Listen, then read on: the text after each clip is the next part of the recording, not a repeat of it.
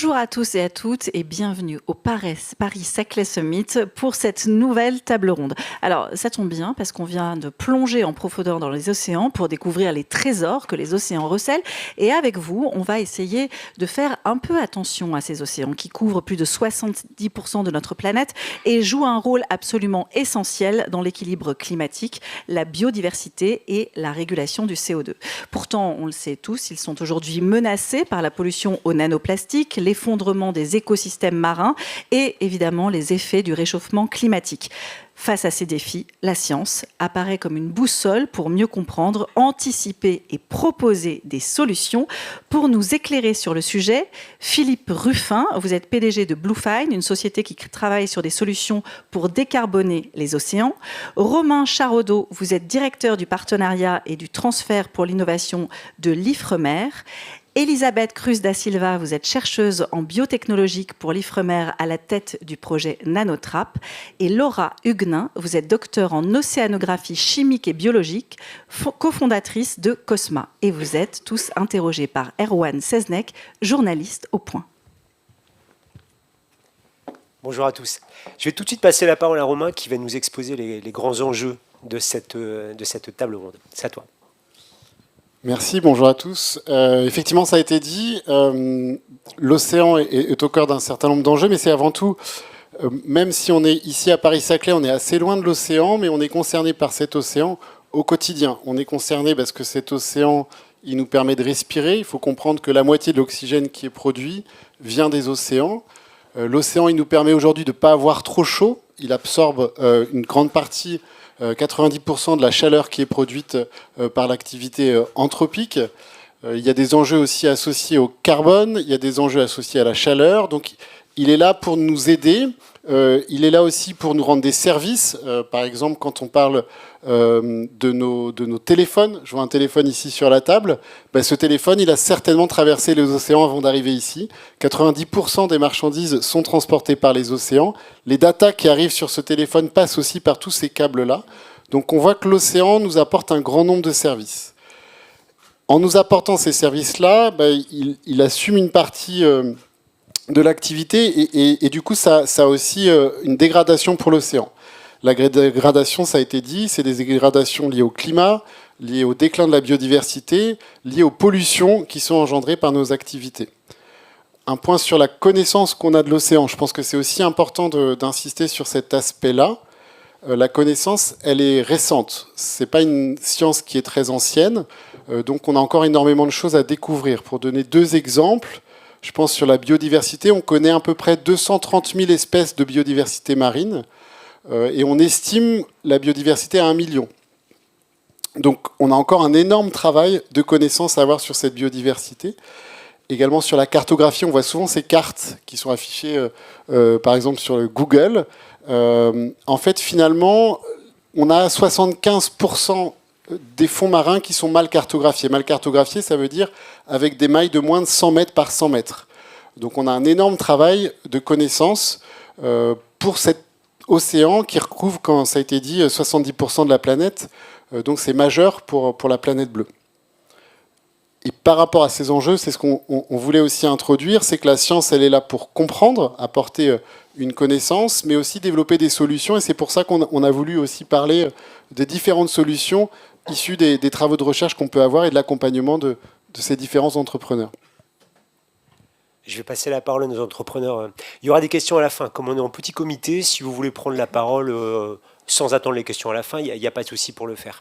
Un petit avertissement en préambule. Certains des projets qu'on va vous exposer ici sont en cours de développement et les porteurs de projets ne peuvent pas tout dire pour des raisons de confidentialité liées évidemment à la vie des entreprises. Donc, ils ont été lauréats du concours Ifremer Octopus, je parle sous ton contrôle, Romain, qui était une sorte d'incubateur, si on peut dire que c'est comme ça. Ifremer soutient des projets qui lui paraissent très intéressants. Et tu nous diras aussi peut-être à la fin, tu nous feras penser, qui peut être candidat pour ce concours, justement. Donc on va commencer par la Benjamine, la lauréate du concours 2024, qui est Elisabeth. Donc je te passe la parole tout de suite. Ensuite, on aura Laura, qui était lauréate 2022, je crois. Et on va terminer par Philippe Ruffin, projet Bluefin, qui est tout proche des phases de test sur le terrain, où j'espère me rendre en février avec toi. Elisabeth, c'est à toi. Oui, merci.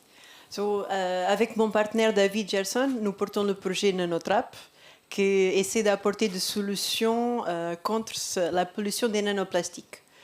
La pollution plastique, elle est devenue un des défis environnementaux majeurs de notre temps. Chaque année, dans le monde, on produit plus de 400 millions de tonnes de plastique, la plupart d'usage unique. Et ils vont finir dans nos océans, dans nos sols, dans l'air qu'on respire. Le problème, c'est pas juste ça, c'est juste que quand on produit le plastique, après il est produit, il ne va pas se dégrader. Il va rester dans la nature et il va se fragmenter en plus petites particules, appelées les microplastiques, et puis les nanoplastiques. Ces nanoplastiques sont une taille plus petite qu'un micron, vont être capables de rentrer dans nos cellules et se bioaccumuler dans nos tissus et apporter des effets néfastes à la santé humaine. On n'arrive pas à le voir à l'œil nu, mais par exemple, dans une bouteille d'eau minérale, quelque chose commun qu'on a tous les jours, on peut trouver environ, dans celui-là, 120 000 particules de plastique. Elisabeth, est-ce qu'on a aujourd'hui des techniques pour filtrer les particules qu'on peut trouver dans une bouteille comme celle que tu viens de montrer ? Bon, vu leur petite taille, parfois leur faible concentration et aussi les interactions avec l'environnement, leur capture et leur extraction, par exemple, dans l'eau, est difficile. Et aussi, en conséquence, leur quantification. Et coûteuse aussi, j'imagine, si on veut le faire. Oui, coûteuse. Quand on a commencé le projet, les laboratoires d'analyse ont caractérisé les méthodes comme longues, coûteuses et imprécises. Et c'est pour ça que la plupart des projets vont plutôt s'attaquer aux microplastiques et pas aux nanoplastiques. Mais avec Nanotrap, on va essayer de piéger les nanoparticules. Alors, comment ? On va essayer, là je ne peux pas tout dévoiler comme tu as dit, mais on essaie de faire, avec mon background en biotech, de faire un filet moléculaire. Et après, comment on va l'utiliser ? On pourrait l'utiliser, ajouter cette filet moléculaire dans une bouteille d'eau qu'on a collectée. Il va concentrer les nanoplastiques pour faciliter leur analyse après dans le laboratoire. Et ensuite, on peut augmenter en échelle et aller dans les sorties d'usines ou dans les stations d'épuration de l'eau pour éviter que les nanoplastiques ils vont arriver dans la nature. Donc il ne s'agit pas de faire un immense filet qui filtrerait les océans, mais déjà de travailler à la source sur les émissions de nanoplastiques. Exactement. C'est comme ça, on limite nos impacts qu'on jette dans la nature.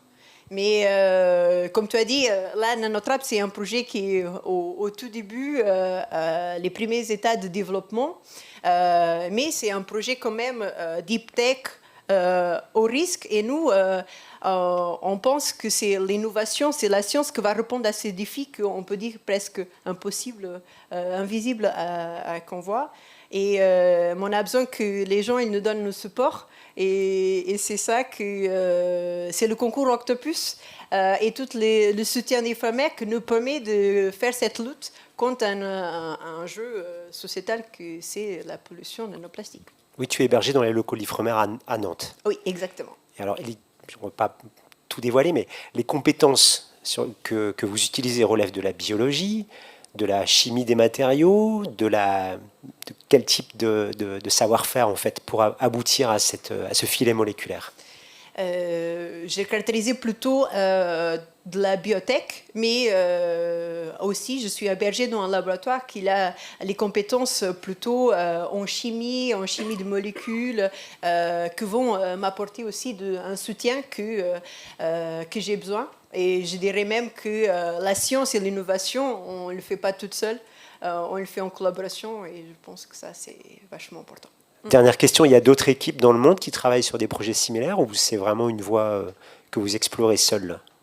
Non, je pense qu'il y a de différents projets qui essayent d'attaquer les micros et parfois les nanoplastiques, mais avec le filet moléculaire comme le nôtre, il n'est pas utilisé dans la lutte contre les nanoplastiques. Pour le moment. Pour le moment, Bon. mais C'est le but aussi de faire la science bouger. On commence. Très bien, merci beaucoup. Merci. Et bonne chance. Merci. Alors on passe à Laura. On va descendre un peu. Tu n'es pas à Nantes. Tu es basé plutôt dans le sud de la France, avec plusieurs implantations. Donc on va dire sud de la France pour faire simple. Et la société s'appelle Cosma. Tout à fait. Et que fait Cosma? Merci Erwan.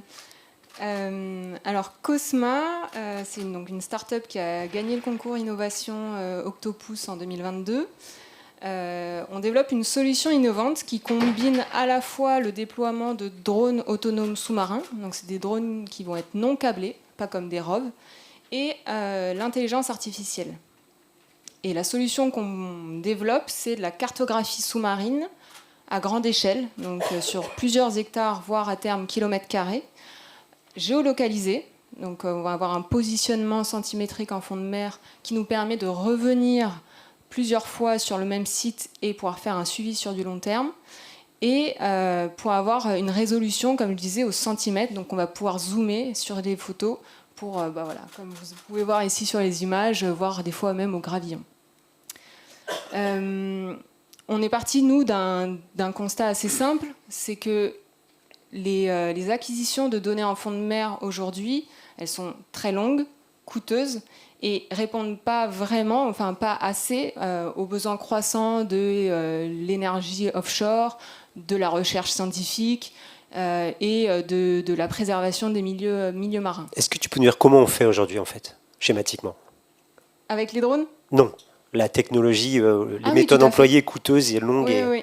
Alors, pour vous imaginer un peu ça, pour faire une cartographie d'une grande zone, actuellement, on va soit faire passer des différents types de sonars qui vont donner une information, mais qui va être partielle, c'est-à-dire qu'on va avoir des graphiques qui vont illustrer un peu soit la bathymétrie, le faciès, donc la topographie du fond, mais on ne va pas avoir une donnée optique, donc on va passer à côté de l'information biologique. Si on veut une information biologique, il va y avoir d'autres techniques. Donc soit on va immerger des caméras. Donc en fait, sur cette grande zone, on va faire un maillage de points. Sur ces points, on va descendre une caméra et on va pouvoir noter ce qu'on voit sur les images. Mais ces points sont ponctuels sur la zone et à partir de ces informations-là, on va interpoler l'information pour faire cette cartographie. Donc là, je parlais d'immerger des caméras, mais on peut faire des caméras tractées, on peut immerger des ROV, et puis on peut aussi demander à des plongeurs d'aller relever des informations, mais bon, ils vont être limités en profondeur, en temps, et puis il y a l'aspect aussi sécurité qui rentre en jeu. Et c'est là où nous, finalement, on va avoir cette donnée exhaustive et continue sur ces grandes zones. Je donne souvent cet exemple-là, mais on parlait de Google Maps tout à l'heure. C'est un peu ça, c'est que nous, on fournit comme un Google Maps sous l'eau, sur lequel on va pouvoir aller naviguer, zoomer, extraire des photos et pouvoir revenir dans le temps et voir comment le milieu évolue. On a un petit souci, c'est que les ondes électromagnétiques passent pas sous l'eau. Comment vous faites? Oui, alors en effet, et c'est bien ça le souci entre guillemets des données actuelles, c'est que on parlait de caméras ou de plongeurs qui vont aller acquérir de la donnée sous l'eau. On a la donnée en surface, mais on n'a pas la position exacte en fond de mer. Nous, notre solution, donc les drones au fond qui vont faire de l'acquisition d'images, eux, ont leur objectif de faire de l'acquisition d'images, mais toutes les informations proviennent de la surface, d'une constellation de drones de surface qui vont du coup transmettre l'information aux drones qui sont au fond, de les suivre, de suivre ce plan d'échantillonnage particulier. Et par-dessus, donc, je disais qu'on déployait des drones qui vont faire de l'acquisition optique.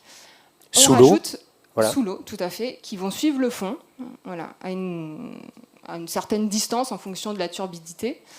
Et par-dessus, on va rajouter l'intelligence artificielle. Et cette intelligence artificielle, elle va nous permettre d'analyser ce grand nombre de données, cet énorme jeu de données. Si demain, moi, c'était à moi de le faire manuellement, ça serait beaucoup trop long. Il faudrait que je balaye toute la zone et toutes les images, les milliers d'images. Et là, l'intelligence artificielle nous permet d'une part de détourer, de segmenter les différents habitats qu'on a en fond de mer, mais aussi de détecter de manière automatique les différentes espèces qu'on a au fond. alors, je parle d'habitat, je ne sais pas si ça parle à tout le monde, c'est un peu comme sur Terre, on va avoir une zone qu'on va vouloir cartographier, on va vouloir détourer une zone de prairie à telle ou telle espèce, une zone de forêt à tel ou tel arbre, etc.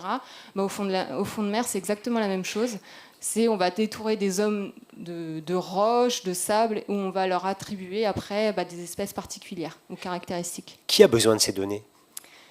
Alors, Qui sont vos clients potentiels, pour dire autrement? Ouais, il y a différents secteurs, en effet.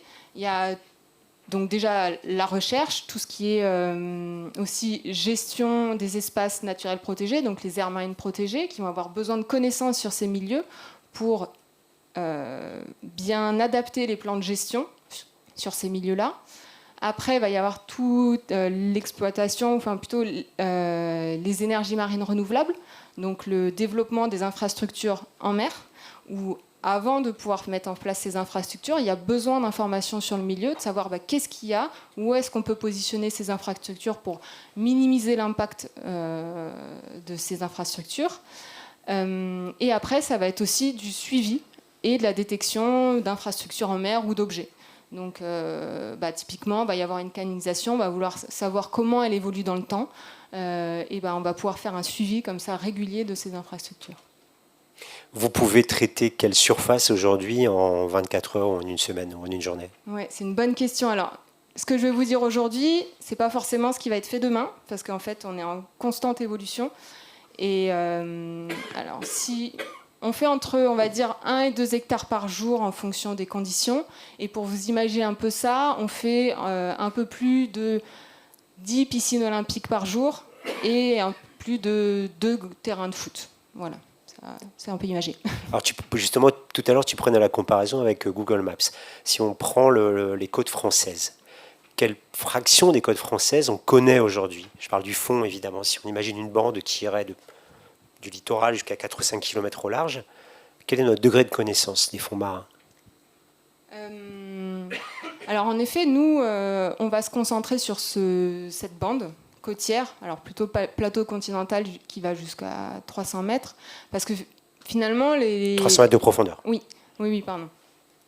Les infrastructures, ils ne vont pas chercher à aller très loin, très profond, parce qu'après, il va falloir connecter, les alimenter en électricité, etc. Donc, ils vont se concentrer justement sur cette bande. Alors maintenant, pour répondre à la question, quel pourcentage? Alors, on entend souvent il y a 95% des océans qui sont méconnus. Donc, si après on imagine que parmi ces 5% qui sont connus, finalement, l'information, enfin la connaissance est basée sur ces données ponctuelles, comme j'expliquais, sur ces points, ce maillage de points. Nous, avec notre solution, on a un terrain de jeu extraordinaire parce que on n'a pas cette donnée, cette cartographie optique en fond de mer actuellement, donc finalement, il y aurait énormément à faire. On est comme à l'an zéro de Google Maps sous-marin, quoi. Oui, on peut dire ça comme ça. Et vous en êtes à quel stade de développement actuellement? Par rapport à l'étape de la vente de services, vous avez commencé à vendre des services? Oui. Ouais. Alors, la solution est opérationnelle. Comme vous le voyez ici sur la vidéo, on a déjà fait des acquisitions, on croît tous les jours. On a fait notre premier projet commercial l'année dernière, en avril. Et depuis, on essaye de déployer notre solution dans différents milieux. Donc, en fonction du milieu, ça va peut-être plus ou moins évident. Donc des milieux plus turbides, des milieux plus accidentés, parce que les drones au fond de l'eau, il faut qu'ils puissent suivre le fond, pas s'arrêter s'ils se confrontent devant un récif. Ils peuvent opérer jusqu'à quelle profondeur? Alors actuellement, nous on les a déployés déjà jusqu'à 120 mètres de profondeur. La solution est opérationnelle, on va dire, jusqu'à 300 mètres de profondeur. On peut imaginer qu'on ira plus loin, mais en tout cas, pour le moment, on se concentre sur cette zone au maximum 80, parce qu'il y a déjà beaucoup à faire. D'accord. Et même question qu'Elisabeth, vous êtes les seuls sur votre créneau, ou vous avez d'autres entreprises ou d'autres startups en Europe ou dans le monde qui travaillent sur les mêmes technologies? C'est une bonne question. Alors, il y a d'autres entreprises qui ont pour objectif d'acquérir de la donnée en fond de mer. Elles ne vont pas toutes avoir la même solution derrière, donc ça ne va pas être forcément de l'optique. Ça peut être des drones des fois très sophistiqués. Alors en plus, drone, ça peut être autant ROV, donc câblés, que autonomes. Donc il y en a qui vont être câblés, très gros, qui vont acquérir de la donnée hyper fine. Il y en a d'autres qui vont faire plutôt du capteur, du sonar, avec donc extraire d'autres types d'informations. Nous, là où on se démarque, c'est que on n'a pas qu'un drone et il n'est pas câblé. On veut justement créer une sorte de meute de drones, d'essaim de drones qui va balayer le fond. Et comme je vous disais, là aujourd'hui, les superficies que j'annonce, demain ne seront pas les mêmes parce que justement, entre ce que fait un drone et ce que va faire un essaim d'une centaine de drones, finalement, voilà, les hectares, on va très vite passer au kilomètre carré. Dernière question, mais tu n'es pas obligé de répondre. La cartographie, c'est un truc de militaire au départ. Là, ce que tu décris ressemble fort aussi à des applications militaires. Est-ce que c'est des technologies duales ? Des technologies duales qui trouveraient des applications dans le militaire. Je pense à ce qu'on fait actuellement en dragueur de mines moderne avec des essaims de drones. Est-ce que ça se rapproche ? Est-ce qu'il y a des passerelles entre le civil et le militaire dans les technologies que vous employez ? Mais tu n'es pas obligé de répondre. Je vais répondre oui. Alors nous, on ne veut pas faire de l'offensif ou du défensif, plutôt du défensif d'ailleurs que de l'offensif. Je ne sais pas si on va pouvoir répondre à toutes les demandes ou toutes les applications militaires, mais en tout cas, ce qu'on peut déjà proposer, c'est de la détection d'objets en fond de mer. Et comme on disait, vu que c'est géolocalisé, on peut revenir plusieurs fois sur une zone. Et typiquement, pour l'imager, on pourrait... si on cartographie cette table, que demain j'enlève votre téléphone et qu'on recartographie, on verra qu'il y a quelque chose qui a changé dans le milieu. Et ça, typiquement, c'est quelque chose qui peut intéresser. Je pourrais continuer des heures, mais il faut qu'on fasse parler vite. Merci. Juste, alors, je te vais très très court pour situer. Tu vas en parler plus longuement que moi. Juste un chiffre, le transport maritime par conteneur a doublé depuis 20 ans. Ces 20 dernières années. Je parle sous ton contrôle. Oui, le transport maritime, c'est vraiment le rouage quasi invisible du commerce international. Romain le disait tout à l'heure, c'est 90% des produits manufacturés qui transitent à un moment donné de leur cycle de vie par les mers. C'est une flotte mondiale de 100 000 navires environ. Et sur ces 100 000 navires, il y en a à peu près 25 à 30 000 qui sont des grands navires de commerce, donc des navires qui vont faire 150, 200, jusqu'à 400 mètres de long et qui vont transporter de l'énergie, les pétroliers, les méthaniers, qui vont transporter des matières premières, les vraquiers, et puis bien sûr qui vont transporter les produits du quotidien au travers des porte-conteneurs qu'on connaît bien en France, avec un des leaders du secteur qui est CMA-CGM. Alors, toute cette activité maritime, elle a un coût, et je ne parle pas du coût financier, je parle du coût pour la planète, puisque ça émet effectivement 3% des émissions de gaz à effet de serre au monde. C'est une donnée qui est aujourd'hui bien prise en compte, en tout cas bien intégrée par le secteur. D'une part parce qu'il y a des gens qui y sont évidemment sensibles, d'autre part parce qu'il y a une réglementation qui se met en place au niveau international, au niveau de l'OMI, au niveau européen, avec Fuel EU, qui est la nouvelle réglementation européenne qui est en place depuis le 1er janvier 2025, et qui demande alors à l'ensemble du secteur, mais en particulier aux armateurs donc qui possèdent et qui opèrent les navires, de diminuer leurs émissions avec une roadmap à horizon 2035, 2040, 2050. Plusieurs manières de le faire. On a des solutions très opérationnelles. On ralentit les navires. C'est comme une voiture. On ralentit, on consomme moins. Donc ça, c'est quelque chose que les grands armateurs ont déjà mis en place pour la plupart. Deuxième manière de faire, c'est on va changer les carburants pour moins émettre de CO2. Alors là, on pourrait discuter des heures sur la disponibilité de ces carburants à horizon même 2040, 2050, à la fois en termes de volume, on parle de bio ou de e-carburant. Ça, aujourd'hui, il n'y a pas d'engagement à avoir ces carburants-là en volume et à un coût absorbable par le domaine. Tu parles de volume, mais quand on prend les monstres, les porte-conteneurs de 300 mètres, ils consomment combien à la journée ?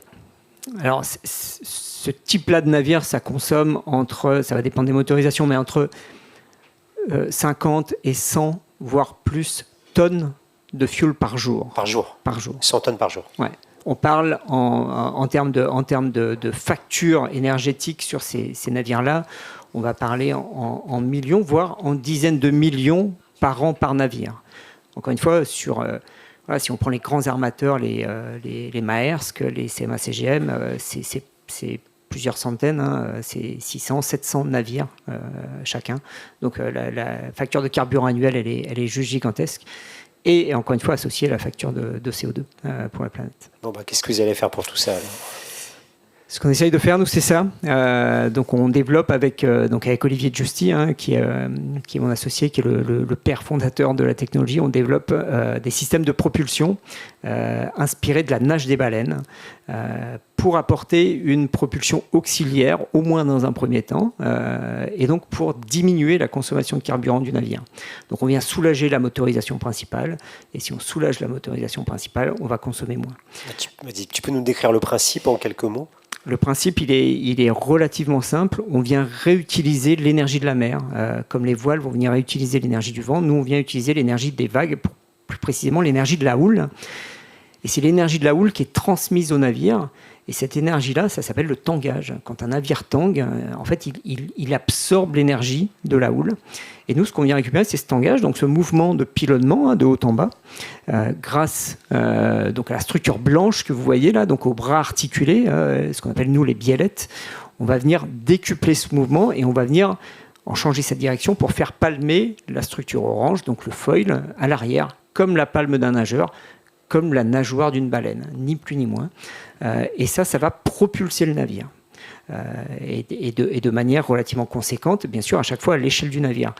Là, c'est notre démonstrateur, puisqu'on va faire nos premiers essais en mer dans 11 jours précisément, donc sur un navire de 50 mètres, 45 mètres pour être précis. Donc là, on a, vous voyez, on a notre équipe qui est en fin d'assemblage. Donc on a un ensemble qui fait 15 tonnes d'acier, 4 mètres de haut, et le foil fait 10 mètres carrés, c'est 5 mètres de long sur 2 mètres de corne. Voilà. Et ça permet, à démontrer lors de nos essais en mer, mais en tout cas dans nos simulations, parce qu'on a une grosse équipe d'hydrodynamiciens qui fait beaucoup de modélisation et de simulation numérique, ça permet aujourd'hui, dans nos simulations, de gagner au moins 20% de carburant. Ce qui serait énorme vu les montants que tu bien sûr, ce qui est énorme. Pour résumer, ça ne se substitue pas à la propulsion classique, mais ça réutilise l'énergie du navire et ça la transmet à un aileron qui entre en mouvement derrière. Absolument. Mais comment vous avez une idée aussi farfelue, si je peux me permettre ? Alors, je vais me permettre de raconter l'anecdote. C'est pas moi qui ai eu l'idée, encore une fois, c'est Olivier qui est aujourd'hui le CTO de l'entreprise, qui est vraiment la personne qui a pensé le concept et qui ensuite s'est tourné vers les équipes de Romain à l'Ifremer pour en faire une preuve de concept. Et vous les avez pris au sérieux ? Carrément.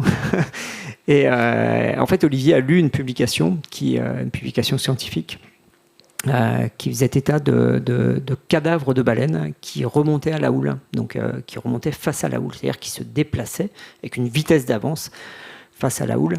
Et l'explication en était simple, c'est que la houle venait faire bouger la masse de la baleine, le plus gros mammifère marin, voilà, et ce mouvement de haut en bas de la masse du cadavre de la baleine venait faire palmer sa queue, et donc la faisait avancer. Alors, notre système, il est en fait actif. Si vous voyez la partie bleue à l'arrière, le conteneur, il contient une centrale hydraulique qui vient nous permettre d'activer les vérins qui vont piloter à la fois la position des bras et la position du foil, parce qu'on veut... en fait, toute l'intelligence de ce système, elle est dans les algorithmes de pilotage qui vont venir piloter la position du foil dans la mer, et notamment son incidence.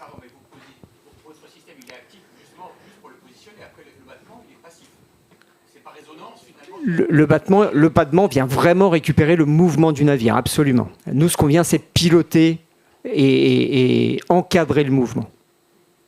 Vous récupérez comment l'énergie qui va actionner le système ? C'est quoi ? Ah non, mais c'est très simple. En fait, la structure noire que vous avez à l'écran, qui est une structure d'accueil, imaginez que c'est le navire. Donc nous, on vient s'arrimer sur le pont du navire. Et en fait, le navire va bouger, le pont du navire va bouger. Nous, on récupère ce mouvement. Et grâce à nos algorithmes, on va amplifier, on va faire bouger les bras, donc les biellettes, qui sont toutes pilotées. Alors on le distingue peut-être mal ici, mais vous avez des liaisons rotules à chaque assemblage. Et on va aussi piloter, grâce au vérin, l'incidence du foil. Et tout ça, ça produit la vitesse d'avance. Alors, on m'a donné le micro, alors j'en profite. Est-ce que ça va être stable, à votre avis? Et notamment pour l'effet d'échelle des gros bateaux dont vous avez parlé, qui font 400 mètres et pas 45. C'est énorme l'effet d'échelle. Bien Le sûr, bateau ne va l'effet pas se d'échelle- renverser, enfin je sais pas. L'effet d'échelle est énorme. Après, à la taille du navire, on reste un appendice relativement petit. Je mets relativement entre guillemets, mais relativement petit. Encore une fois, là, sur un navire de 50 mètres, la longueur totale est à peu près de 6 mètres au total. Hein. Donc, il y a pas de... Il y a bien sûr toujours des études qui sont réalisées en avance de phase avant d'intégrer un tel navire, hein, des études de stabilité, hein, bien sûr, qui sont réalisées. Elles sont tout à fait normales, entre guillemets. Donc nous sommes à J-11 et les résultats seront publiés sur le site de l'Ifremer ou seront secrets en cas d'échec? Alors, nous, on a beaucoup d'humilité. C'est nos premiers essais en mer, c'est la première fois qu'on va en mer. On a fait des essais en bassin avant, à Boulogne, et puis également avec la Marine nationale dans le grand bassin à houle du Val-de-Reuil. Donc on a un petit peu de background avec nous. On a quand même fait ces essais-là en bassin à houle. Maintenant, encore une fois, c'est la première fois qu'on va en mer. La première chose qu'on va faire pendant ces essais en mer, c'est apprendre. D'accord ? On va intégrer beaucoup d'apprentissage sur le comportement de notre système en mer. Mais bien sûr, il y a des résultats parce qu'on a un marché, on veut apporter une solution. Hein. Tu parles de marché, on parle bien d'un système qu'on peut installer sur des navires déjà existants. Il ne s'agit pas de l'intégrer dans la conception des futurs navires. Les deux, mon capitaine. Oui, bien sûr. Nous, notre cible première, si on veut avoir un impact sur la décarbonation, la cible première, c'est la flotte existante. La flotte existante, je disais tout à l'heure, peut-être 25 000 navires. Donc oui, on vient en refit, on vient en rétrofit, en opération. Pour un navire, cette typologie-là de navire, c'est entre 25 et 35 ans de durée de vie.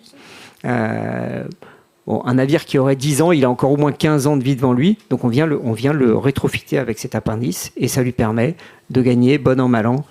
Alors, je ne sais pas si à terme on sera à 20%, en tout cas c'est clairement ce qu'on vise, mais 20% de gains de carburant. Et donc pour l'armateur, c'est un retour sur investissement extrêmement rapide. On parle de quelques années de retour sur investissement, vu le coût du carburant, entre 3 et 5 ans maximum.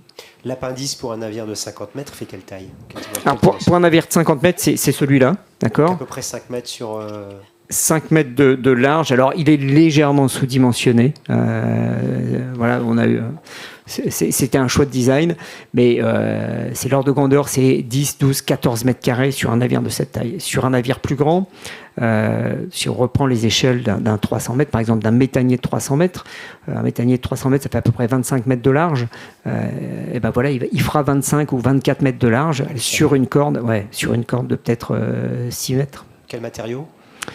Aujourd'hui, tout acier. Pourquoi? Parce que nous, on ne fabrique pas.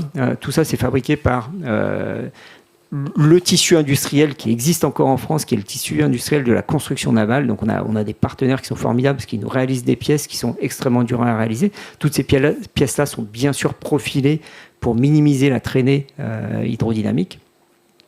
Donc, on est en acier aujourd'hui. Ça a le mérite d'être sécurisé, encore une fois, d'avoir un tissu industriel qui existe. Demain, on envisage d'ores et déjà, au moins pour une partie des pièces, et notamment peut-être pour le foil, d'être tout ou partie en composite pour alléger la structure, bien sûr, pour encaisser aussi les efforts qui sont conséquents, et puis pour avoir des formes de feuilles différentes. Parce qu'en acier, on est un peu contraint par la manière dont on peut plier la tôle. Voilà, c'est très pragmatique.